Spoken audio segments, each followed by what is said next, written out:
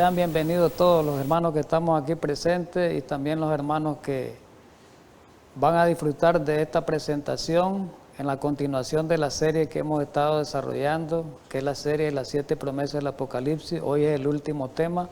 Sean bienvenidos también mis hermanos de otros lugares que nos están mirando a través de televisión, a través de redes sociales, que nos están oyendo por Radio Internacional también.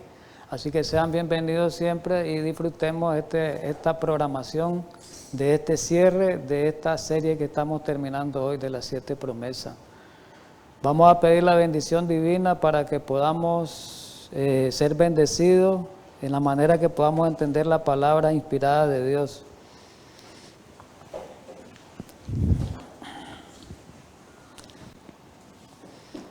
Querido y amado Padre Celestial, infinitamente gracias en esta mañana, porque es un gozo, es una alegría de estar de nuevo aquí.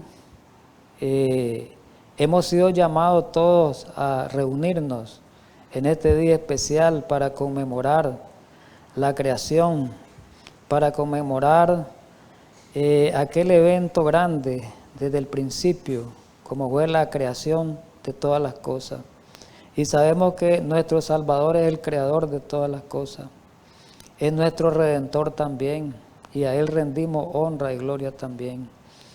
Que la paz tuya sea manifestada en cada uno de nuestros corazones hoy, en este día, y podamos sentir ese deleite espiritual que tanto necesitamos en este día y en este tiempo. En Cristo Jesús. Amén. Bien, hermanos, vamos a iniciar, estamos en el quinto tema, aparece ahí en imagen, quinto tema. El tema se llama la columna del templo y el lugar en el trono. En este tema que desarrollo, el último, aparecen las dos últimas promesas que hacen falta, que están registradas en el capítulo 3 del Apocalipsis, ¿verdad? Que una de las promesas es a la iglesia de Filadelfia y la otra promesa es a la iglesia de la Odisea. Así que vamos a desarrollarnos pues, hermanos, y vamos a comenzar con el texto Apocalipsis 3:12. Al que venciere yo haré columna en el templo de mi Dios y nunca más saldrá de allí, y escribiré sobre él el nombre de mi Dios y el nombre de la ciudad de mi Dios, la nueva Jerusalén, la cual desciende del cielo de mi Dios, y mi nombre nuevo. Amén. Comenzamos con esa promesa, la sexta promesa, ¿verdad? Siempre recordemos, hay un énfasis en esta promesa, ¿verdad? Una condición que es al vencedor, al que venciere, dice, Dios lo va a hacer participante de esta promesa. Esa es la tónica de todas estas series, de todas estas promesas, ¿verdad? Bien. Ahí está hablando en el versículo anterior, yo le haré columna en el templo, al que venciere, el templo. La pregunta es, templo. ¿Qué significa, qué quiere decir eso del templo? ¿Verdad? Porque la Biblia habla del templo celestial, habla del templo terrenal, habla del templo como la humanidad, ¿verdad? Donde mora Jesús. Pero vamos a ver a través de toda la Escritura, vamos a ver hoy, se muestra la existencia de un santuario o un templo celestial, que a eso es lo que va el texto. ¿Y a dónde lo vemos eso? Por ejemplo, mencionemos algunos pasajes. En el Salmo 102, el versículo 19 dice, porque miró desde lo alto de su santuario. Dios miró desde lo alto donde en el cielo, ¿no? Su santuario está en el cielo, eso quiere decir, Jehová miró desde los cielos, dice el pasaje, a la tierra. Entonces, el santuario de Dios, ¿dónde está? En el cielo. Ahora hay un problema. Hay muchos que creen, los adventistas no creemos eso, ¿verdad? Pero muchos hermanos de otras denominaciones creen que todo el cielo es un santuario. Como Dios habita en el cielo, en cualquier lugar se puede adorar. No, hay un sitio, hay un lugar especial que es el santuario que está en los cielos. El santuario es parte del cielo. No todo el cielo es un santuario, eso es importante saber entenderlo. Es un Dios de orden. Otro pasaje, Miqueas capítulo 1, versículos 2 al 3. Oíd pueblos todos, está atenta tierra. Oigamos lo que está diciendo aquí. Y cuanto hay en ti, y Jehová el Señor, aquí viene la parte importante subrayada en rojo. Y Jehová el Señor desde su santo templo. Allá arriba, ¿no? Sea testigo contra vosotros. Y después el versículo 3 dice, porque aquí Jehová sale de su lugar, que es del santuario, y descenderá y llegará a las alturas de la tierra. Sigamos, solo estamos haciendo mención de estos pasajes, no dándole explicación. Otro pasaje muy conocido por nosotros, los adventistas y nosotros de este grupo que hemos estudiado mucho la profecía respecto al libro de Daniel, es Daniel 7, del 9 al 10, que habla de la escena de juicio. Y dice ahí, estuve mirando hasta que fueron puestos tronos. Cuando ya hablan de trono, está hablando allá en los cielos, trono, y se sentó un anciano de día. Ya entendemos el significado de este pasaje, a quién identifica el anciano de día, es al Padre, ¿verdad? Cuyo vestido era blanco como la nieve, y el pelo de su cabeza como lana limpia, su trono llama de fuego, y la rueda del mismo fuego ardiente. Y el versículo 10 habla que un río de fuego, referente a lo mismo, procedía y salía de delante de él. Millares de millares servían. Se refiere a los ángeles, y millones de millones asistían delante de él. El juez se sentó y los libros fueron abiertos. Otro pasaje, vamos a Apocalipsis, ahí habla mucho de eso. Apocalipsis dice, y en el capítulo 11, el versículo 19, oiga bien, este pasaje lo hemos estudiado también, y ahí en el capítulo 11, Apocalipsis, en el versículo 19, ahí en ese 11, en esa parte, viene hablando de las trompetas. Lo trae desde anteriormente, y ahí está hablando de la séptima trompeta, para ubicar el tiempo en que se va a dar esa profecía. Esto no ha ocurrido. La séptima trompeta falta mucho tiempo, falta tiempo para eso, ¿verdad?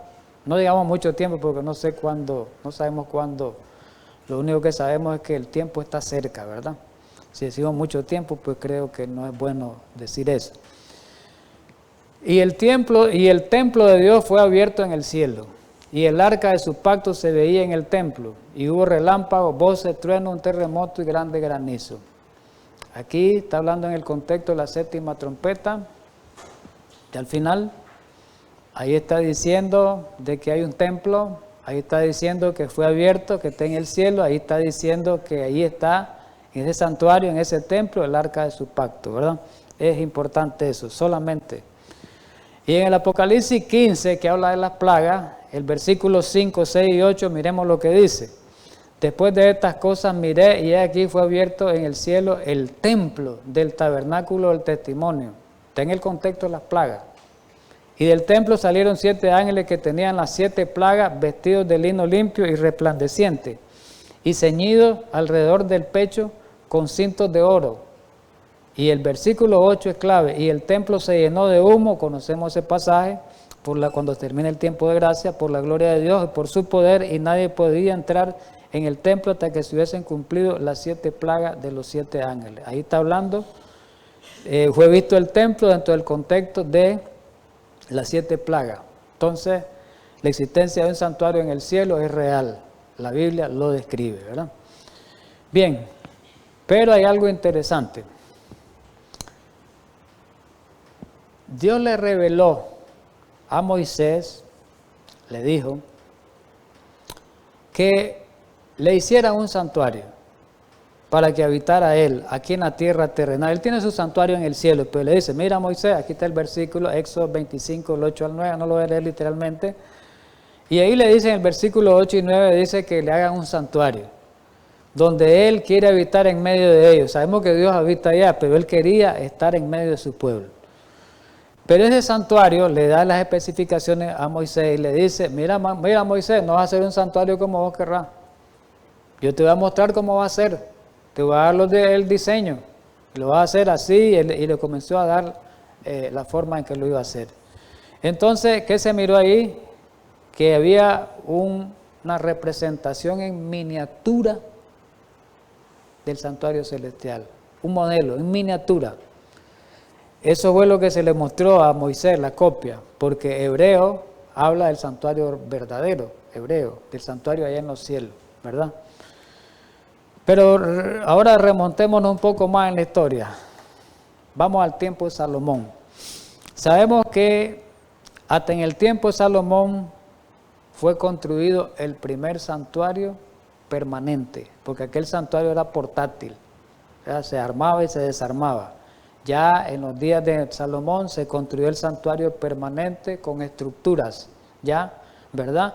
Y todos los materiales y piedras preciosas, la cual consistía en la construcción y el diseño de ese santuario. Entonces, ahí se construyó. Es importante esto porque de aquí vamos a sacar lecciones, y de aquí parte la promesa que estamos viendo. Es muy importante entender esta lección que ocurrió ahí en los días de Salomón con respecto a la construcción del santuario del templo, ¿verdad? Primera de Reyes, capítulo 6, versículo 7, habla un poco de eso. Y dice, cuando se edificó la casa que se refiere ahí, si estudiamos el contexto de ahí, en ese capítulo, se refiere al santuario de Dios, que Salomón lo estaba construyendo, lo construyó. Cuando se construyó la casa, o cuando se edificó, pues, se construyó o se edificó la casa, ¿cómo la fabricaron? La casa es el templo. Cuando se construye el templo, dice allí en Reyes, la fabricación de piedras que traían ya acabadas, de tal manera que cuando la edificaban, ni martillo ni hacha se oyeron en la casa, ni ningún otro instrumento de hierro. Esto es importantísimo para el estudio de hoy. Cuando se hizo el templo de Salomón, muchos conocemos esa historia, en el lugar en que se erigió el templo, se construyó el templo, Dios dio la orden que no permitiría que hubiera ahí cincelazos a la roca, a las piedras, martillazos, ¿verdad? Y que las piedras con que se iba a construir o fabricar tenían que llegar ya acabadas del lugar donde las traían, de las canteras de las montañas, ya solamente dispuestas con las medidas necesarias para que calzara en el lugar que correspondía a esa piedra. Entonces, no había por qué haber cortes de piedra, no había por qué haber cinceles, no había por qué haber martillos, no había por qué haber mazo, cosas como lo que hoy entendemos. Y ningún otro instrumento de hierro, dice el pasaje. Esto es importante, ¿por qué? Miremos para Profetas y Reyes, Elena White, miremos de esto, es importante esto. Ese templo, dice, Profeta y Reyes, página 26, el templo con sus cortinas bordadas, ya él está hablando del templo de Salomón, y muebles preciosos que tenía el templo, que era un símbolo. Todo ese templo era un símbolo. Dice, era un emblema, un símbolo, un emblema de la iglesia viva de Dios en la tierra.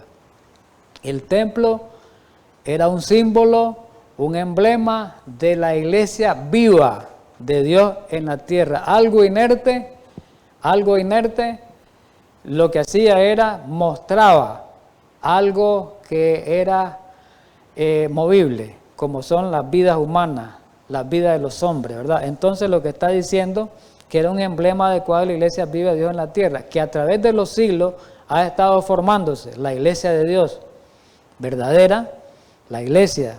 Cuando lleguemos allá al tiempo final vamos a hacer una sola iglesia. Esa iglesia se ha ido formando a lo largo de estos miles de años, se ha ido formando. De esa iglesia está hablando, que a través de los siglos ha estado formándose de acuerdo con el modelo divino. ¿Con qué materiales? Con materiales comparados al oro, plata, piedras preciosas, labradas a manera de un palacio. Desde el templo espiritual, la principal piedra del ángulo es Jesucristo mismo, lo vamos a desarrollar en el estudio, en el cual, compaginado, todo el edificio va creciendo para ser un templo santo en el Señor. Vamos a desarrollar eso, del templo espiritual. En el Salmo 118, 22, había una profecía. En los días de el salmista, le fue dada esta profecía. Y dice que la piedra que desecharon los edificadores ha venido a ser la cabeza del ángulo. Es importante esa profecía. ¿Qué significado tenía? Dice que para los judíos tenía mucho significado aquel tiempo. Para nosotros también este pasaje bíblico. Y miremos que el mismo Jesús dijo quién era esa piedra, quién era esa cabeza del ángulo, esa piedra que desecharon los constructores. ¿Quién era? Jesús se la aplica a él mismo. Miremos el pasaje en Mateo 21, 42 y 44, vamos a desarrollarlo un poco más. Dice, Jesús les dijo en el 42, nunca leíste en las Escrituras la piedra que desecharon los edificadores. Jesús está citando en su tiempo al Salmo 118, 22. Nunca leíste en las Escrituras que el Salmo 118, 22, la piedra que desecharon los edificadores ha venido a ser cabeza del ángulo. Ya lo citó Jesús. El Señor ha hecho esto, dice. Y es cosa maravillosa a nuestros ojos. Dice el 43. Por tanto os digo que el reino de Dios será quitado de vosotros, le dice a los judíos, y será dado a gente que produzca los frutos de él. Pero el 44 dice algo muy importante de Jesús, la piedra. Dice el 44, dice, y el que cayere sobre esta piedra, que en ese caso es Jesús, que la está aplicando a él mismo, será quebrantado. Y sobre quien ella cayere la desmenuzará. Entonces aquí está la explicación, aquí en este parrafito aparte. Esta piedra representa a Cristo, sobre el cual la iglesia estaría firme, porque dice que es la cabeza del ángulo. Cuando dice que es cabeza del ángulo, Cristo es la base, el fundamento de ese templo. Entonces Cristo es la base, el fundamento del templo espiritual que es la iglesia de Dios. Sobre Cristo está fundada la iglesia, no sobre Pedro, ni sobre ningún otro hombre. Eso es lo que está tratando de decir. Entonces, y esa piedra dice que puede soportar cualquier tempestad. Miremos Cristo Jesús, en su humanidad. Cristo demostró que Él, ante cualquier circunstancia, siempre se mantuvo firme, siempre se mantuvo fiel y nunca fue movido. Por eso es considerado como una piedra, como un fundamento de la iglesia. Un hombre no puede ser eso. Pedro no podía hacer eso porque Pedro tuvo muchos fracasos, muchos errores. Así que mis hermanos católicos, estos textos ellos los tergiversan, ¿verdad? Cuando se aplican cuando los textos que se aplican a la piedra se le aplican a Pedro. Muy bien. Y dice que el edificio levantado, que es la iglesia, sobre el cimiento nunca cedería. Cristo es la piedra de salvación para el creyente. Es importante esto, ¿verdad? Entenderlo. Por eso dice aquí, en este pasaje 44, el que cayere sobre esta piedra. ¿Qué significa que cayere sobre Cristo Jesús? El que se sometiere a Cristo. Eso quiere decir, será quebrantado. Pero el que no se somete a Cristo, ¿qué va a pasar? Dice que esa piedra lo va a desmenuzar. ¿Qué significa? El castigo. Eso significa ese pasaje, hermano. No era mi intención explicarlo, pues, pero Isaías habla. Antes que Jesús dijera esa palabra, Isaías lo dijo, 700 y pico años antes de Jesús. Isaías aplicó la profecía del salmista, 118, 22, a Jesús. Por tanto, Jehová el Señor dice así, he aquí yo he puesto en Sión, la iglesia, por fundamento una piedra. ¿Cómo es la piedra? Aquí es Jesús, piedra probada, Jesús, angular, preciosa, de cimiento estable. El que creyere, no se apresure. Pero miremos lo que dice ahí el comentario bíblico, nos ayuda. De este pasaje lo comenta, página 250, tomo 4. No podía, comentando este pasaje el significado, no podía ser otro que el Mesías, esa piedra. Se trataba de una piedra probada, sobre el cual la iglesia, lo que les venía diciendo, podía estar firme. Por más poderosa que fuera la tempestad que lo azotara, a Jesús nunca falló, el edificio levantado sobre ese cimiento nunca cedería. Es decir, la iglesia tiene un cimiento estable que es Cristo Jesús, y sobre él, vamos a ver en los pasajes siguientes, va edificándose. Y Cristo como cimiento no permite ceder ante las tentaciones del enemigo ante los enemigos de la verdad. Entonces Cristo se mantiene como el fundamento y los que construyen sobre Cristo Jesús también tienen que ser de firmeza, sólido, basado en el cimiento, ¿verdad? Que es Cristo Jesús en la piedra angular. En el Nuevo Testamento lo vuelve a decir, es más claro todavía. Efesios 2, versículos 20 y 21, aquí está claro. Aquí lo dice como quien dice con nombre y apellido. Edificado sobre el fundamento de los apóstoles y profetas, siendo la principal piedra del ángulo de Jesucristo mismo. ¿Qué es lo que quiere decir este pasaje? Vamos a terminarlo. Y en que en todo el edificio, bien coordinado, va creciendo para ser un templo santo en el Señor. ¿Qué quiere decir este pasaje? Porque alguien dice, vamos a edificar sobre los apóstoles y profetas.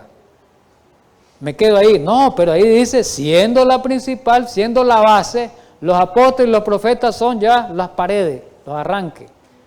La base es Jesús, la piedra, la base, el cimiento, el fundamento. Después los profetas y los apóstoles fueron construyendo sobre Jesús.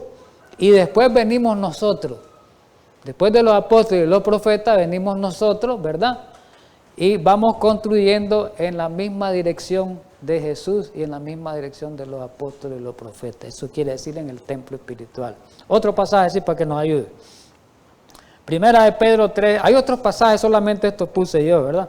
Primera de Corintios 3, del 11 al 12, porque nadie puede poner otro fundamento, otra base, que el que está puesto. ¿Cuál es la base? Aquí lo dice claramente, Cristo Jesús. Y sobre este fundamento, sobre la base de Cristo, dice, alguno edificare oro, plata, piedra preciosa, madera, heno o hojarasca. Aquí el comentario bíblico nos ayuda un poquito, rapidito. Y nos dice, edificados sobre la roca de Cristo. Las piedras preciosas son materiales duraderos. El oro, la plata son materiales duraderos. Así que esos son los cristianos. ¿Quiénes son esos? Los cristianos, los miembros de la iglesia que tienen una vida espiritual saludable, dice, una vida espiritual firme. Pero la madera y el heno van a representar los que tienen una vida espiritual ahí, como quien dice, no muy firme. Pero vamos a ir a Primera de Pedro 2, del 4 al 5. Acercado a él piedra viva. ¿Quién es él? Jesús. Desechada ciertamente por los hombres, mas para Dios escogida y preciosa. Qué interesante esto. Desechada ciertamente por los hombres, mas para Dios escogida y preciosa. Entonces, Jesús fue esa piedra desechada del cimiento. Pero dice el 5. Vosotros también como piedras vivas, somos piedras nosotros también. Jesús es piedra, pero es la principal. Nosotros somos piedra, pero no somos los principales porque vamos edificando sobre Él, sobre los apóstoles, profetas y sobre Él. Vosotros también como piedras vivas ser edificados como casa espiritual y sacerdocio santo para ofrecer sacrificios espirituales aceptados a Dios por medio de Jesucristo. El comentario bíblico también esto lo ayuda a entender el versículo que acabamos de ver. Dice que las piedras vivas se aplican a quién. Las piedras vivas son cada creyente que tiene una relación como íntima con Jesús. Esa es una piedra viva en el templo espiritual de Dios. En el templo espiritual de Dios, ¿quién es la piedra viva que se aplica aquí? Cada creyente. ¿Cuál creyente? Que tiene una comunión con Dios, que tiene una relación íntima con Dios. Que Dios es el arquitecto, Cristo es el arquitecto, que es el constructor del templo espiritual, dice la lectura. Nadie puede vivir una vida santa, oiga bien, esto es importante, sin una íntima unión con Jesucristo. Ni tampoco puede esperar la vida eterna si no hay unión con Cristo Jesús, que es el que nos puede dar la salvación. En el Espíritu y Profecía también nos ayuda a esto que acabamos de ir estudiando. Nos va a ayudar más. Y aquí vamos a aplicar algo. Y vamos a explicar un incidente histórico. Pero voy a leer la lectura. Este edificio representa el templo espiritual de Dios que está compuesto con materiales reunidos de cada nación, lengua y pueblo, de todos los niveles, encumbrados y humildes, ricos y pobres, instruidos e ignorantes. El edificio. ¿Cuál es el edificio? El templo espiritual de Dios, la iglesia. Está conformado, dice ahí, ¿de qué está conformado? Compuesto por todos los materiales, por eso decía oro, plata, pero ya ella lo aplica, ya ella lo explica. No se trata de materiales inertes que deben unirse con martillo y cincel. Aquí viene la clave. Son piedras vivientes sacadas de la cantera del mundo por la verdad. ¿Por qué dice piedras vivientes sacadas de la cantera del mundo por la verdad? Bueno, porque Dios nos sacó. A los que somos hijos de Dios, Dios nos ha sacado del mundo. Como que cuando llevaron las piedras en el tiempo de Salomón de la montaña y la llevaron al edificio, al lugar donde iba a construirse el edificio. Nosotros somos esas piedras que las han sacado de allá, las han traído y le ha dado valor a esas piedras Dios en su templo espiritual. Nosotros somos piedras que parecieran que no servían para nada, pero que Dios nos ha dado un lugar en este edificio espiritual que es la iglesia. Ve, pero sigue la cita. Y el supremo artífice es el Señor, el constructor, ¿verdad? Es el Señor del templo. Ahora esto es importante. Esto es importante, ahora la aplicada. Ahora las está labrando y puliendo.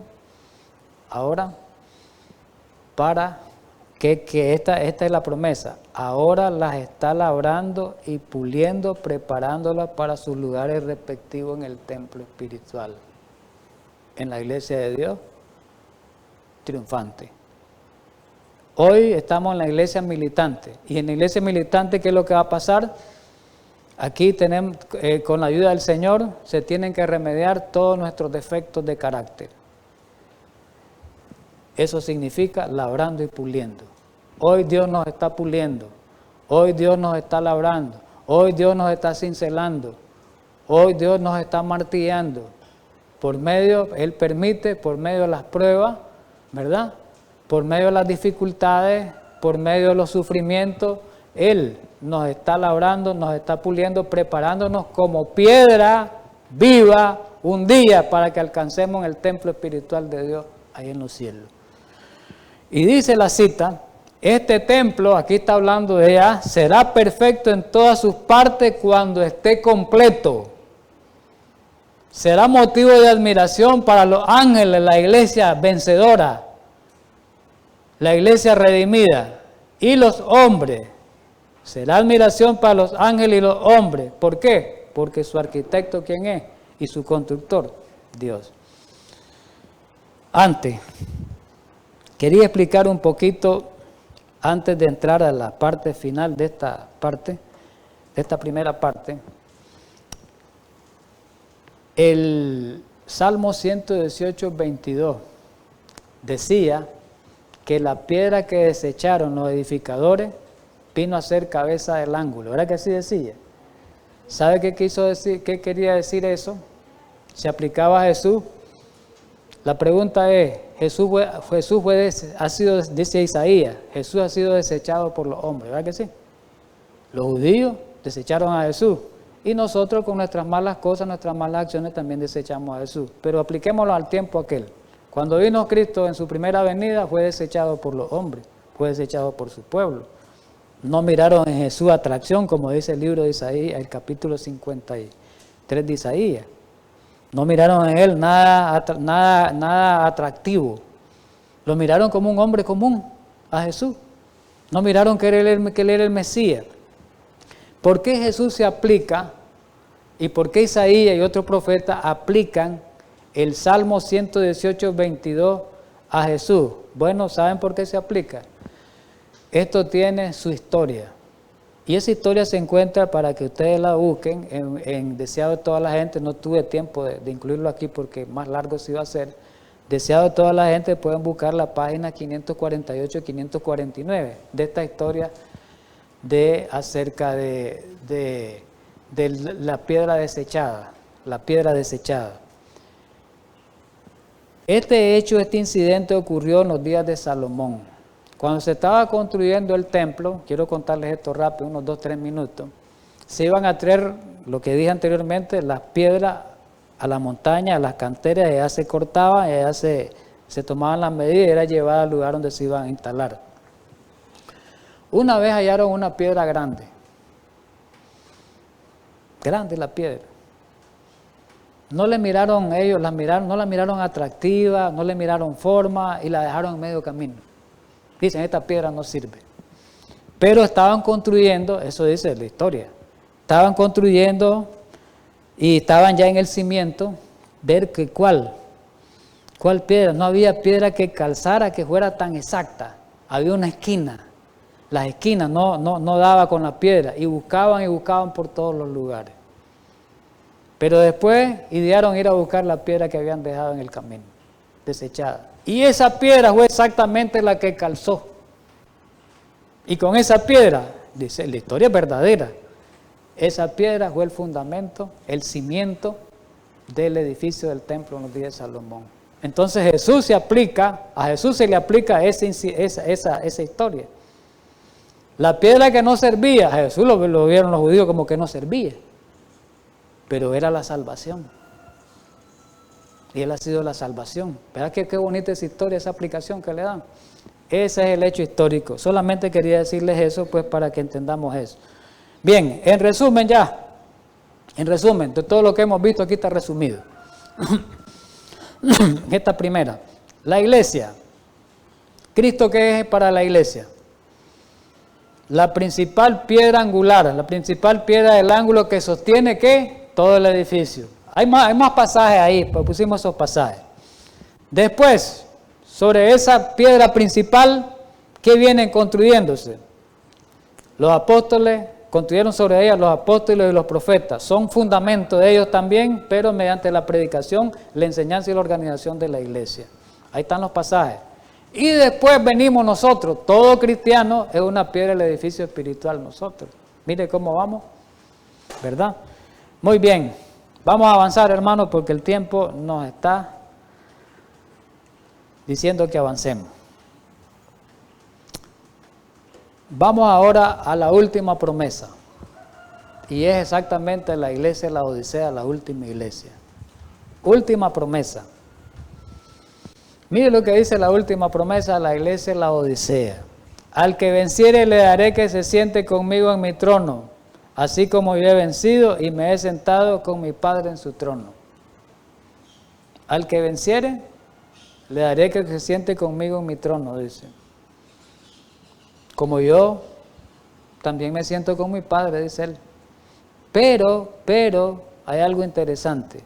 Hay un pasaje anterior a este pasaje que vale la pena porque va ligado que nosotros lo analicemos. Lo conocemos ese pasaje, hasta de memoria lo sabemos.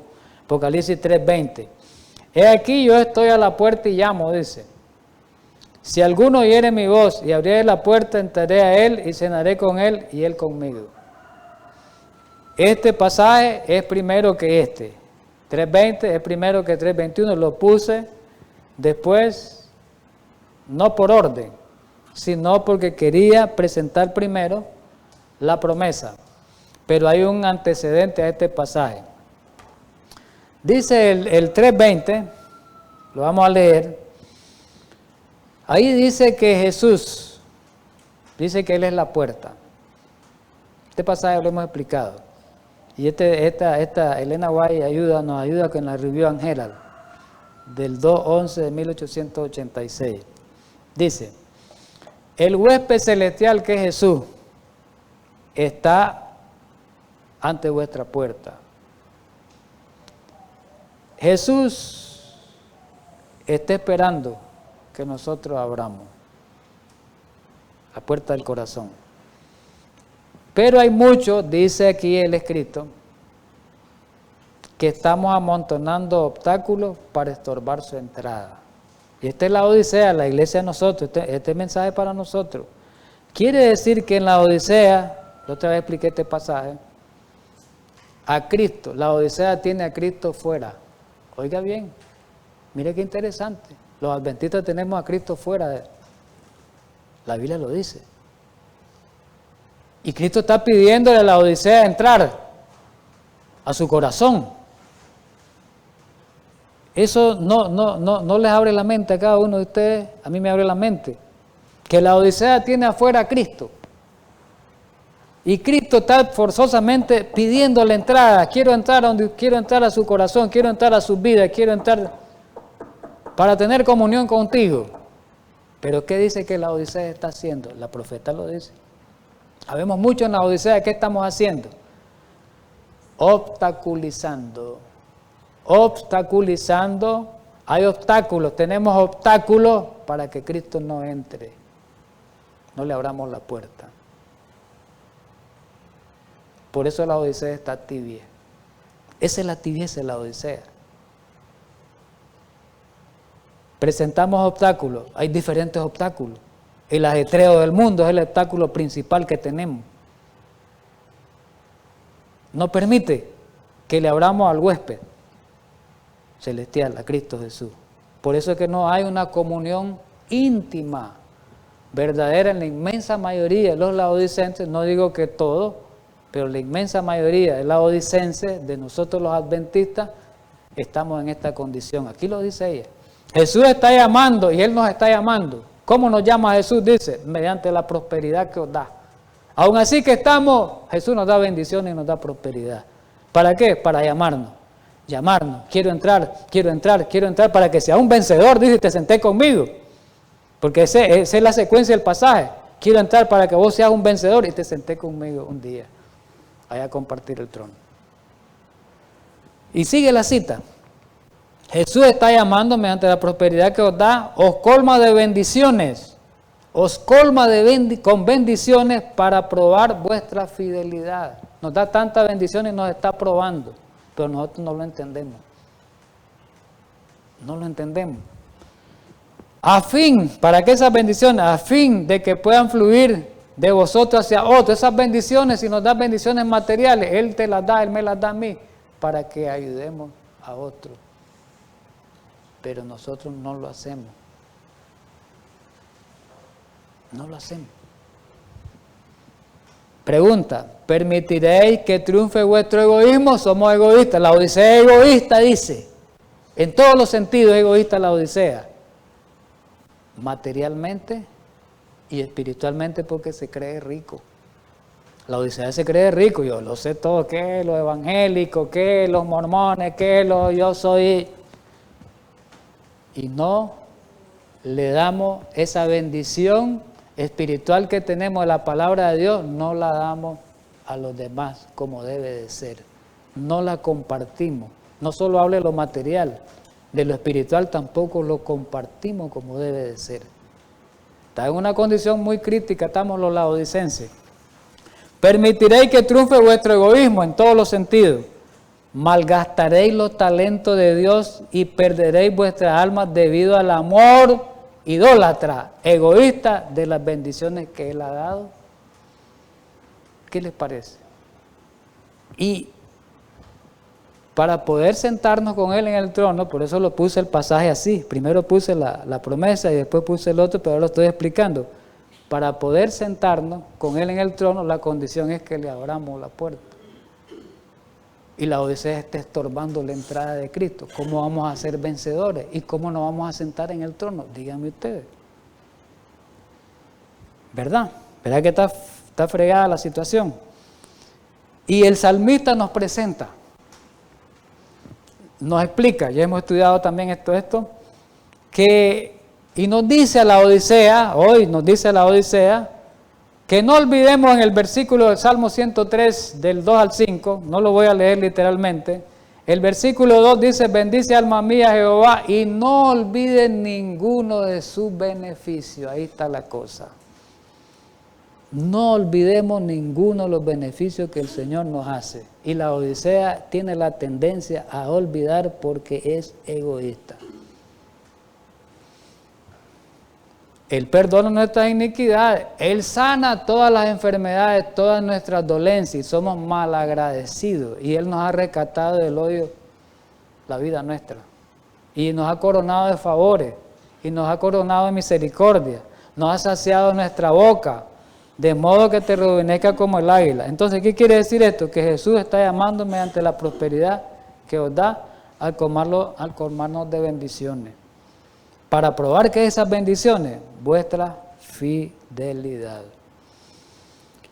Volvamos de vuelta al texto, pues, a la promesa. Vamos a regresar a la promesa. Al que venciere, la Odisea tiene que vencer para que pueda ser merecedor de esta promesa. Tenemos que vencer, y para vencer tenemos que abrir la puerta al testigo fiel. Al que venciere le daré que ese clase de privilegio es, hermano. Un gran privilegio para la Odisea que se siente con él, dice. Al que venciere le daré que se siente conmigo en mi trono, así como yo he vencido y me he sentado con mi Padre en su trono. Elena White en la carta 156, ¿verdad? Del año 1900, dice algo de este pasaje. Se nos exhorta a vencerlo, dice el pasaje, ¿no? Ella dice, ella aplica. Se nos exhorta a vencer en esta vida como Cristo venció. ¿Por qué Cristo quiere que venzamos? Porque Él fue vencedor. Entonces lo que yo hago, ustedes tienen que hacerlo también. El cielo nos ha proporcionado abundantes oportunidades y privilegios. A ninguno le ha dado más privilegios y más oportunidades que a los adventistas, más que a Israel, más que a la iglesia primitiva. Más privilegios nosotros, la iglesia más privilegiada. ¿Hasta dónde llega el privilegio grande que Dios ha dado a esta iglesia? Oiga bien, al pueblo de Dios en este último tiempo, que va a haber una resurrección especial para ellos. ¿Qué les parece? Que ni la tuvieron la iglesia primitiva ni la tienen los judíos. Va a haber una resurrección especial para los laodicenses que se arrepientan. El cielo nos ha proporcionado abundantes oportunidades y privilegios, estoy repitiendo, de modo que podamos vencer. Todas esas oportunidades, esos privilegios, esas bendiciones que nos ha dado, Dios nos ha dado para que seamos vencedores. No tengamos con qué reclamarle. No debemos acariciar en nuestra vida, oiga bien, las inclinaciones carnales. Ese es el problema de la Odisea, nosotros. No debemos de acariciar en nuestra vida las inclinaciones carnales. Todo egoísmo que dice debe cortarse ¿desde dónde? Desde la raíz. Dice que Cristo comparte el trono con su Padre. No puse la cita ahí, es Hebreo. Hebreo 8, 1 y 2. Hebreos 8, 1 y 2, por favor, los que van siguiendo. Hebreos 8, 1 dice, ahora bien, el punto principal de lo que venimos diciendo es que tenemos tal sumo sacerdote, el cual se sentó a la diestra del trono de la majestad en los cielos. Aquí viene la clave. Ministro Jesús, ¿verdad? Estamos hablando del sumo sacerdote Jesús, ministro del santuario y de aquel verdadero tabernáculo o santuario que levantó el Señor y no el hombre. A Moisés se le dijo, Moisés una copia de el original. Aarón iba a ser el sacerdote aquí terrenal, pero allá es Jesús. Entonces Jesús comparte con el Padre el trono. Pero Jesús, ¿qué dice? Bueno, no, yo soy vencedor, ellos son vencedores también. A ellos también tienen que compartir el trono conmigo. Yo los voy a hacer partícipes porque ellos son vencedores. Como yo fui vencedor. Vamos a ver eso en él. La pregunta es, ¿por qué Cristo primero comparte el trono con su Padre? Esa es la pregunta. La respuesta es sencilla. Porque es un vencedor. Esa es la respuesta, porque es un vencedor. Pero le damos algunos pasajes donde nos muestra que Cristo es un vencedor. Juan 16, 33. Estas cosas os he hablado para que en mí tengáis paz. En el mundo tendré aflicción, pero confiad, yo he vencido al mundo. Oiga bien, entonces Jesús es un vencedor. 14:30 de Juan también dice lo mismo.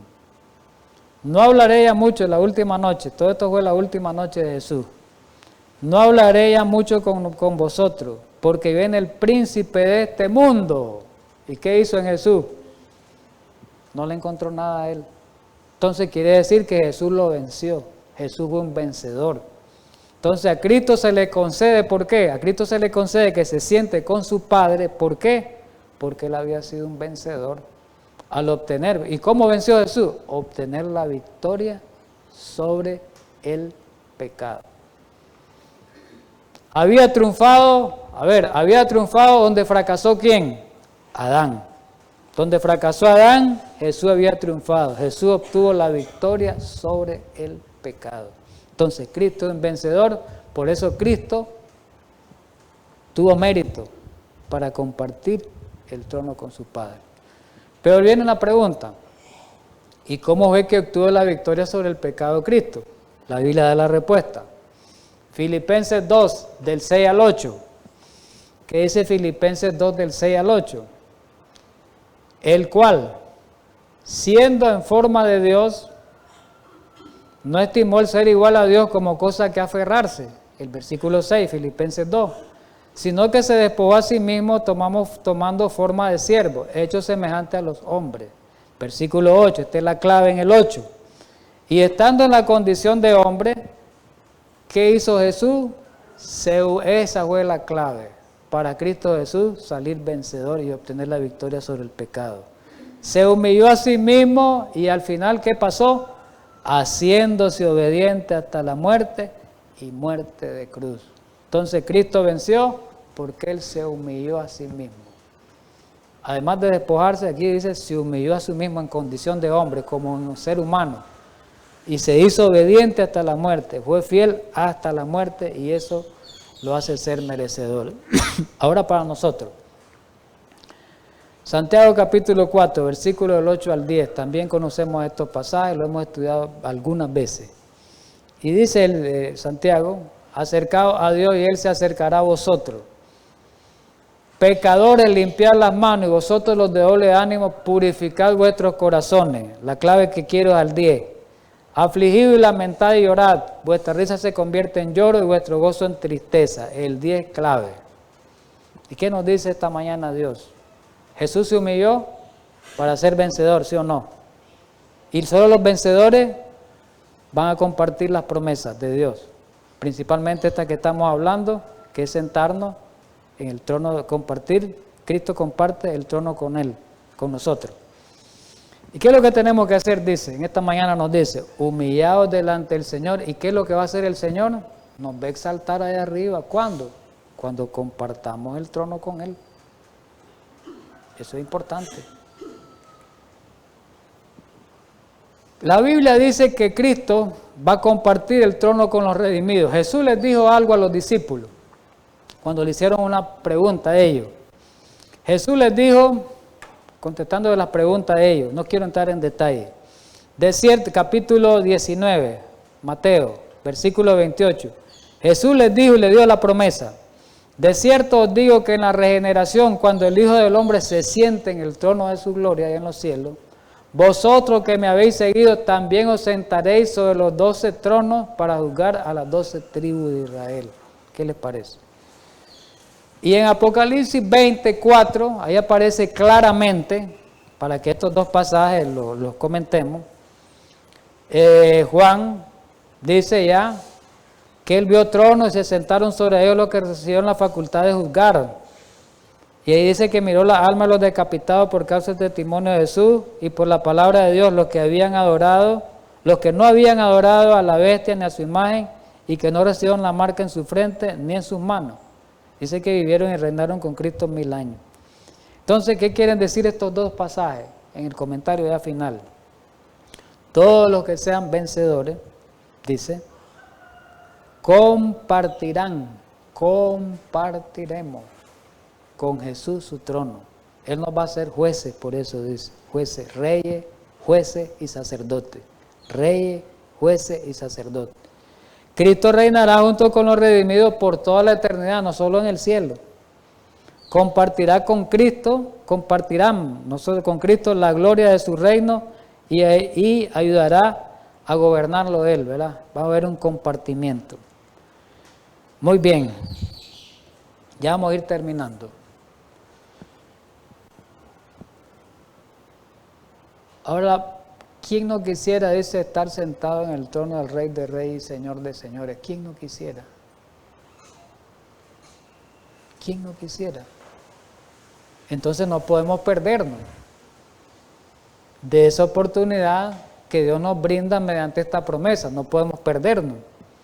Pero ¿qué nos recuerda Dios para que esa promesa sea realizada, sea efectiva? Nos recuerda que para alcanzar todas estas promesas tenemos que reconocer el sacrificio de Cristo primero, en la cruz. Debemos arrepentirnos de nuestros pecados, confesar nuestros pecados, aceptando a Cristo como único Salvador. Y además tenemos que orar mucho, mucho, para que Dios, a través del Espíritu Santo, nos ayude a cada uno de nosotros a ser perseverante en el camino hasta el fin, para que podamos nosotros ser vencedores como Cristo Jesús fue vencedor. Vamos a la conclusión final, ya para terminar. Y aquí vamos a dar conclusión final en estas pocas palabras, de toda la serie de 5 temas, conclusión final, de toda la serie de los 5 temas o conclusión general. ¿Cómo concluimos? Que demos infinita gracia a Dios por todas estas promesas que estudiamos, las 7. Démosle gracias a Dios por todas estas promesas de bendiciones que son para los vencedores. Y ojalá que cada quien de nosotros en nuestra mente nos fijemos, nos formemos ese blanco. Vamos a vencer en el nombre de nuestro Señor Jesucristo hoy y siempre. Ese reto lo tengamos, que tenemos que vencer como venció nuestro Señor Jesucristo hoy y siempre, a pesar de las situaciones, a pesar de las circunstancias difíciles, a pesar de las circunstancias adversas y negativas y desfavorables. Ojalá que podamos llegar a ser vencedores como Cristo Jesús fue vencedor.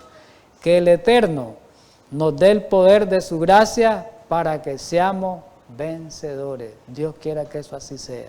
Ojalá Dios quiera en esta mañana que cada uno de nosotros, pues, que escuchamos toda esta serie, hayamos salido bendecidos y beneficiados para que nos hagan meditar, hermanos, que tenemos que llegar a ser vencedores como Cristo llegó a ser vencedores. Así que tengamos un feliz sábado de nuevo y que en este sábado podamos disfrutar de todo esto que hemos estudiado y ojalá que en el transcurso de la semana y en el transcurso del tiempo podamos tener en mente en las situaciones difíciles que tenemos esas grandes promesas, a pesar de que estemos en la dificultad y que Dios, si somos vencedores, nos va a hacer merecedores de ella. Vamos a orar, pues.